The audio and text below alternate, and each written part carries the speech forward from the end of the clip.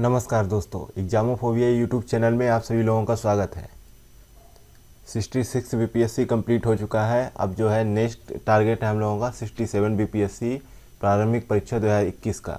उसी को मद्देनज़र रखते हुए हम लोग दिसंबर 2020 का बिहार करंट अफेयर लेकर आए हैं। जो आने वाले कुछ एग्ज़ाम है, अंकेक्षक, अमीन, प्रवक्ता, सहायक, दरोगा और कांस्टेबल एग्ज़ाम के लिए बहुत ही महत्वपूर्ण करंट अफेयर है। इसके बाद हम लोग ईयरली बिहार का करंट अफेयर लेकर आएंगे जो जनवरी 2020 से दिसंबर 2020 के बीच होगा, और उसमें लगभग 250 से 300 क्वेश्चन के बीच में होंगे। 250 से 300 क्वेश्चन के बीच में होंगे, जिसके बाद आप लोग रिवीजन भी कर पाएंगे और आने वाले एग्जामों के लिए बहुत ही महत्वपूर्ण क्वेश्चन होंगे। तो चलिए आगे बढ़ते हैं, देखते हैं क्वेश्चन नंबर पहला। क्वेश्चन नंबर पहला है, बिहार सरकार ने गुआरीडीह ग्राम के पुरातात्विक स्थल को बचाने के लिए किस नदी के मार्ग को बदलने का निर्णय लिया है? क्वेश्चन नंबर पहले का सही जवाब है सी ऑप्शन, कोसी नदी के जो मार्ग है उसको बदलने का निर्णय लिया है, क्योंकि गुआरीडीह ग्राम में पुरातात्विक स्थल मिला है। मुख्यमंत्री नीतीश कुमार ने भागलपुर जिले में बिहपुर प्रखंड के गुआरीडीह में पुरातात्विक स्थल का भ्रमण करने के बाद कहा कि गुआरीडीह एक ऐतिहासिक स्थल है, इसलिए इसको संरक्षित करने के लिए कोसी नदी के कटाव को रोका जाएगा। साथ ही इसकी धारा को पुरानी धारा की ओर ले जाया जाएगा, क्योंकि यहाँ से 2500 वर्ष पहले के अवशेष यानी साय कुंड की प्रतिमा मिली है, जो चंपा सभ्यता से मिलती जुलती है। तो ये भी पूछा जा सकता है कौन सी सभ्यता की मिली है, तो चंपा सभ्यता की जो है मूर्ति मिली है। नेक्स्ट है क्वेश्चन नंबर दूसरा, अमृतसर कोलकाता इंडस्ट्रियल कॉरिडोर बिहार के किस शहर से होकर कोलकाता पहुंचेगा? तो दूसरे का सही जवाब है बी ऑप्शन, गया से होकर पहुंचेगा। आगे देखते हैं क्वेश्चन नंबर तीसरा, किस राज्य ने महामारी श्रेणी के तहत डिजिटल इंडिया अवार्ड 2020 जीता है? तो इसका सही जवाब है बी ऑप्शन, बिहार ने जीता है। बिहार के मुख्यमंत्री सचिवालय, राज्य के राष्ट्रीय सूचना विज्ञान केंद्र के साथ साथ आपदा प्रबंधन विभाग को संयुक्त रूप से महामारी श्रेणी के तहत डिजिटल इंडिया अवार्ड 2020 का विजेता चुना गया है। किसको किसको? बिहार के मुख्यमंत्री सचिवालय को, राज्य के राष्ट्रीय सूचना विज्ञान केंद्र को, और इसके साथ साथ आपदा प्रबंधन विभाग को भी। कोविड-19 महामारी के दौरान लाभार्थियों को बिहार सरकार की वित्तीय सहायता सीधे खातों में हस्तांतरित करने की पहल के लिए इन विभागों को डिजिटल इंडिया अवार्ड के लिए चुना गया है, जिसे इस साल केंद्र सरकार द्वारा ई गवर्नेंस में अभिनव पहलों के लिए शुरू किया गया था। इसका मुख्य उदाहरण यह है कि बिहार के बाहर फंसे 21 लाख से अधिक श्रमिकों को बिहार सहायता मोबाइल ऐप के माध्यम से वित्तीय सहायता प्रदान की गई, जो 1,000 रुपये बिहार सरकार द्वारा प्रत्येक मजदूर के खाते में डलवाए गए थे। अगला है क्वेश्चन नंबर चौथा, दिसंबर 2020 में बिहार में कितने नगर परिषदों को नगर निगमों के रूप में अपग्रेड किया गया है? तो चौथे का सही जवाब है बी ऑप्शन, 5 जो है नगर परिषदों को नगर निगमों के रूप में अपग्रेड किया गया है। सीएम नीतीश कुमार की कैबिनेट की मीटिंग में राज्य में शहरीकरण को बढ़ावा देने के लिए 103 नगर पंचायत और 8 नगर नए परिषद के गठन को मंजूरी दी गई है। वहीं 32 नगर पंचायत को नगर परिषद में अपग्रेड किया गया है। नगर पंचायत को नगर परिषद में अपग्रेड किया गया है और 12 नगर निकाय को अपग्रेड किया गया है। इसके अलावा 5 नगर परिषद को नगर निगम में परिणत किया गया है। तो यहाँ पर 5 सही जवाब है, बी ऑप्शन। अगला है क्वेश्चन नंबर 5वां, हाल ही में नीतीश कुमार की जगह जनता दल यूनाइटेड का नया राष्ट्रीय अध्यक्ष किसे बनाया गया है? तो जेडीयू के नए प्रेसिडेंट कौन है, राष्ट्रीय प्रेसिडेंट? बी ऑप्शन, रामचंद्र प्रसाद। बी ऑप्शन सही हो जाएगा। अगला है क्वेश्चन नंबर 6, लेकिन उससे पहले डिस्क्रिप्शन देखते हैं। इसका डिस्क्रिप्शन है, नालंदा के रहने वाले आरपी सिंह पहले यूपी कैडर में आईएएस अधिकारी थे और नीतीश सरकार में प्रिंसिपल सेक्रेटरी भी रह चुके हैं। आरपी सिंह पिछले 2 बार से राज्यसभा के सदस्य हैं। वो पहली बार 2010 में राज्यसभा सांसद बने थे। इसके बाद 2016 में उन्हें दोबारा राज्यसभा भेजा गया था। अब वो जो हैं प्रेजेंट समय में जेडीयू के राष्ट्रीय अध्यक्ष हैं। अगला है क्वेश्चन नंबर 6। गुप्तेश्वर पांडे ने स्वैच्छिक सेवानिवृत्ति ले लेने के बाद बिहार के पुलिस महानिदेशक यानी डीजीपी के रूप में किसे नियुक्त किया गया है? तो इसका सही जवाब है डी ऑप्शन, SK सिंघल को नियुक्त किया गया है गुप्तेश्वर पांडे की जगह। वह 1988 बैच के बिहार कैडर के IPS अधिकारी हैं। उनका कार्यकाल 31 अगस्त 2021 तक रहेगा। अगला क्वेश्चन नंबर 7वां। बिहार का राजगीर चिड़ियाघर सफारी, जिसे हाल ही में केंद्रीय दर्जा प्रदान किया गया है, वह कहाँ स्थित है? तो 7वें का सही जवाब क्या है? बी ऑप्शन, नालंदा में स्थित है। आगे देखते हैं क्वेश्चन नंबर 8वां। प्रसिद्ध हिंदी लेखक मधुकर गंगाधर का 88 वर्ष की आयु में निधन हो गया। वे बिहार के किस जिले से संबंधित थे?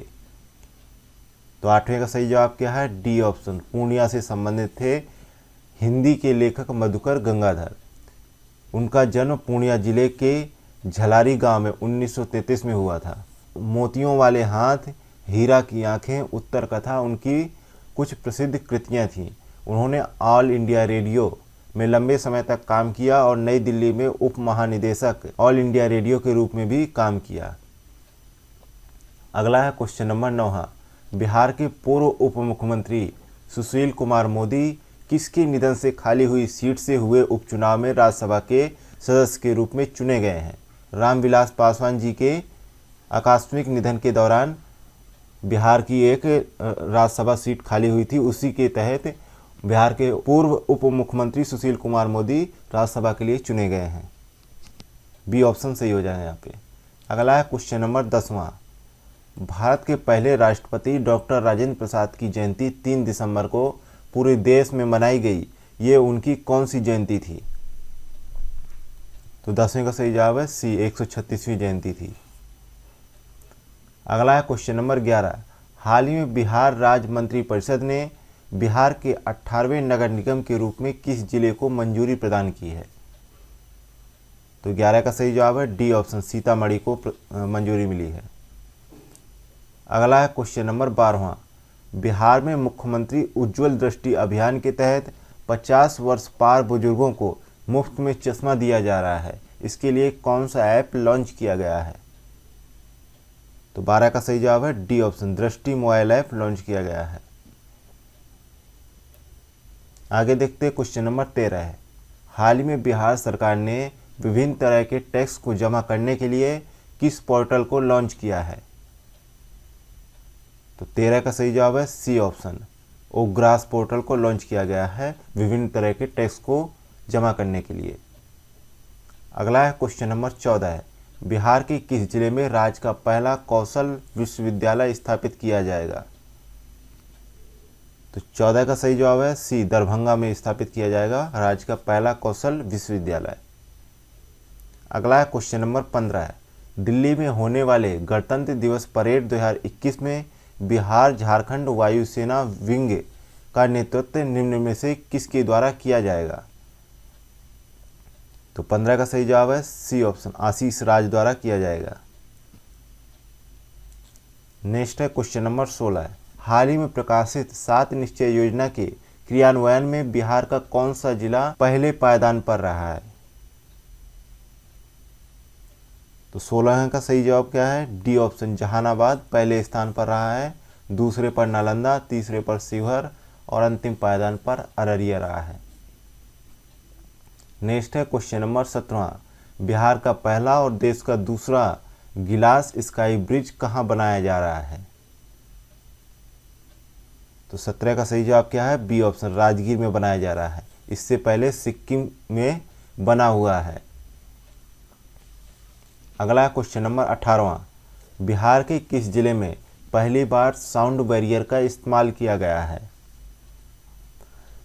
तो 18 का सही जवाब है डी ऑप्शन, पटना में पहली बार साउंड बैरियर का इस्तेमाल किया गया पुलिस द्वारा। अगला है क्वेश्चन नंबर 19वां।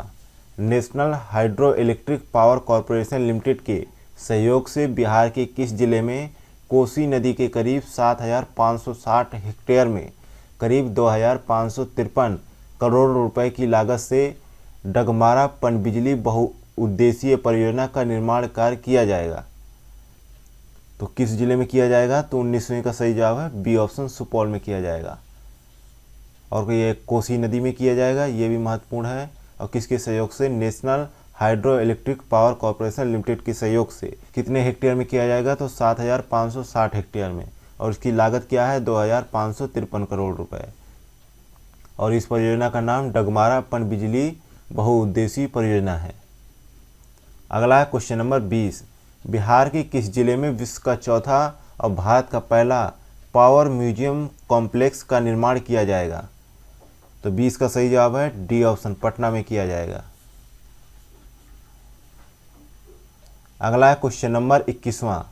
हाल ही में कैबिनेट द्वारा लिए गए फैसले के अनुसार बिहार में कहां पर खेल विश्वविद्यालय स्थापित किया जाएगा? तो बिहार में कहां पर खेल विश्वविद्यालय स्थापित किया जाएगा, ये बताना है। तो 21 का सही जवाब है बी ऑप्शन, राजगीर में खेल विश्वविद्यालय स्थापित होगा। अगला है क्वेश्चन नंबर 22। बिहार के मुख्यमंत्री नीतीश कुमार ने बांका जिले में स्थित किस नदी को, जो 2600 साल पुराने जिस पे अवशेष मिले हैं, पुरातात्विक स्थल के रूप में घोषित करने का निर्णय लिया है? तो ये जो है बांका जिले की चांदन नदी में 2600 साल पुराने अवशेष मिले हैं, उसी को ही पुरातात्विक स्थल के रूप में घोषित करने का निर्णय लिया गया है। अगला है question number 23। Family health survey report 2019-20 के अनुसार बिहार में 18 वर्ष से कम उम्र में शादी यानी बाल विवाह में कितने प्रतिशत की गिरावट आई है? तो 23 का सही जवाब क्या है? बी ऑप्शन, लगभग 2% की गिरावट आई है। पहले लड़कियों की शादी 18 वर्ष से कम में कर दी जाती थी, लेकिन अब उसमें गिरावट आई है। कितने प्रतिशत की? 2% की। अगला है क्वेश्चन नंबर 24। बिहार के पटना आरा के बीच सोन नदी पर बने कोइलवर पुल का लोकार्पण केंद्रीय मंत्री नितिन गडकरी द्वारा किया गया। इसका निर्माण पहली बार कब हुआ था?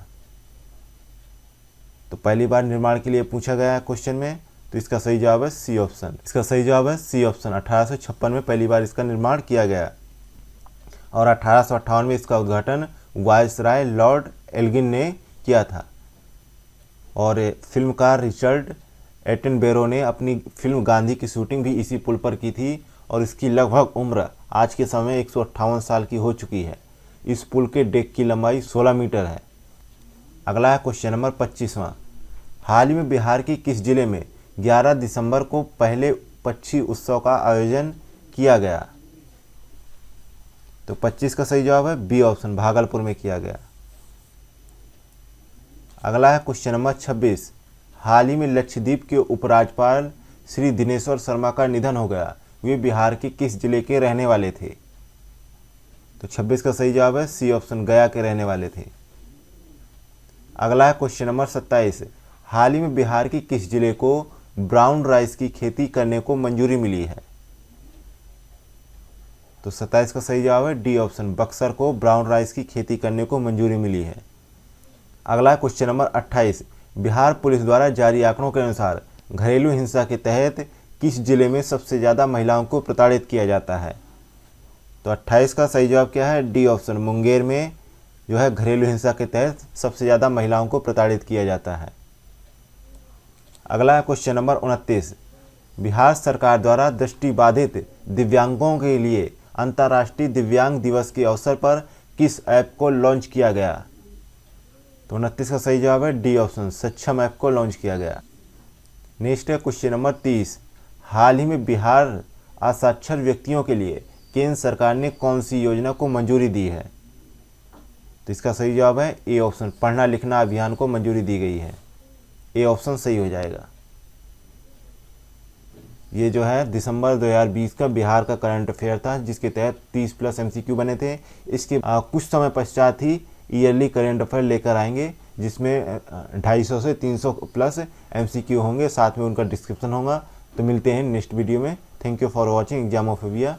नमस्कार। अरे भैया सुनो सुनो, हाँ तुम्ही से कह रहे हैं। अब यहाँ तक आ ही गए हैं तो मतलब वीडियो अच्छी लगी है, और वीडियो अच्छी लगी है तो लाइक करना शर्माना कैसा। तो हमारी वीडियो को लाइक करें, शेयर करें और चैनल को सब्सक्राइब करना बिल्कुल ना भूलें। धन्यवाद।